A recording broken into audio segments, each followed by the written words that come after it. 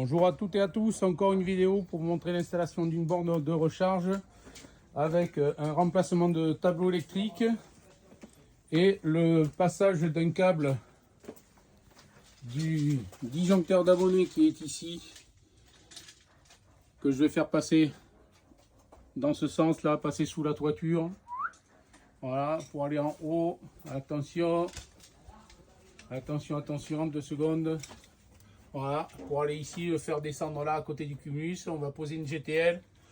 On va changer ce tableau électrique là qui est obsolète.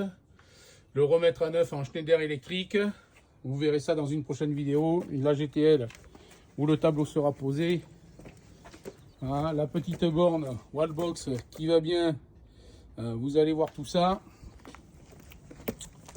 Voilà, et qui sera posée ici sur ce pan de mur là. Donc je vais le faire passer dans les combles et vous verrez ça dans une autre prochaine vidéo. Allez, à tout à l'heure. Oui, alors rebonjour, deuxième vidéo pour montrer la fin de l'installation de la borne de recharge, la Wallbox. Donc il y a encore les affaires qui sont par terre. Donc une petite présentation là du tableau. Ça change par rapport à ce que c'était avant. Il manque plus que l'enveloppe et puis le capot. Et non, ça c'est un truc de piscine, ça. Donc voilà. Le câble d'alimentation là qu'on a changé, regardez, on l'a fait passer par là. Et puis Enedis est venu changer le disjoncteur d'abonnés qui était lui abîmé. Donc le client est toujours en 9 kVA. Je vais vous montrer. Voilà. 9 kVA sur son abonnement. Et la borne est branchée sur le I1, I2 que vous voyez ici, qui lui va permettre le délestage de la borne. Donc je vais vous montrer la borne. Regardez pas mes outils par terre, c'est pas fini de ranger. Le petit tableau le petit tableau de 4 rangées qui sera posé après. C'est Cumulus, c'est ça. Donc voilà. On est en train de finir de poser les étiquettes, donc l'installation se termine. Et là, si vous voulez bien venir, monsieur... Ah, j'ai mon client qui discute. Donc la borne qui est installée ici, on l'a fait passer justement dans un tubiro en descente.